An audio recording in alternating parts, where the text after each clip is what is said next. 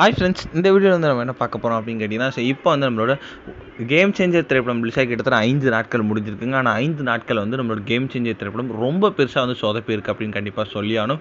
இந்த ஒரு விஷயம் வந்து ரசிகர் மத்தியில் ரொம்ப ரொம்ப ட்ரெண்டிங்காக போயிட்டுருக்கு. ஸோ அதை பற்றி அந்த வீடியோ டீட்டெயிலாக பேச போகிறோம்.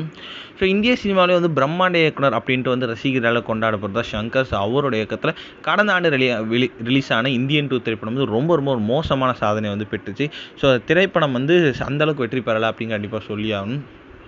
ஸோ அதற்கு மாறாக கடுமையான விமர்சனங்கள் சந்தித்து நெட்டிசன்ஸில் ரொம்ப ரொம்ப ட்ரோல் பண்ண திரைப்படம் தான் இந்தியன் 2 போன வருடத்தில்.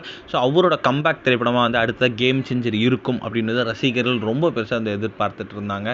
ஆனால் வந்து அதையும் வந்து கேம் சேஞ்சர் திரைப்படமும் வந்து கிட்டத்தட்ட வந்து தோல்வி அப்படின்னு சொல்லலாம். ஏன்னா வந்து ஸோ இந்த திரைப்படம் வந்து ஒரு கலையான விமர்சனம் தான் ரசிகர் மத்தியில் பட்டுச்சு. ஸோ அந்தளவுக்கு வந்து திரைப்படம் இல்லை அப்படின்றத வந்து ரசிகர்களே வந்து நிறைய பேர் குற்றச்சாட்டு வச்சுருந்தாங்க. ஸோ இந்த திரைப்படம் வந்து கிட்டத்தட்ட வந்து பிரம்மாண்டத்தை உச்சத்தில் ரெடியானதுனால இந்த திரைப்படம் கிட்டத்தட்ட வந்து 500-600 கோடி 5 நாட்களில் போயிருக்கும் அப்படி இப்படின்ட்டு பேசினா.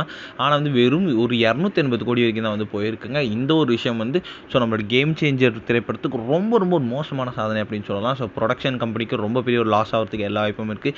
கிட்டத்தட்ட வந்து ஒரு 500 கோடி வரைக்குமாச்சு கலெக்ட் பண்ணால் மட்டுமே வந்து கேம் சேஞ்சர் திரைப்படம் வந்து நஷ்டத்தை சந்திக்காமல் வந்து தப்பிக்க முடியும். ஸோ என்ன ஆகுது அப்படின்னு வெயிட் பண்ணி தான் பார்க்கணும். இந்த ஒரு விஷயம்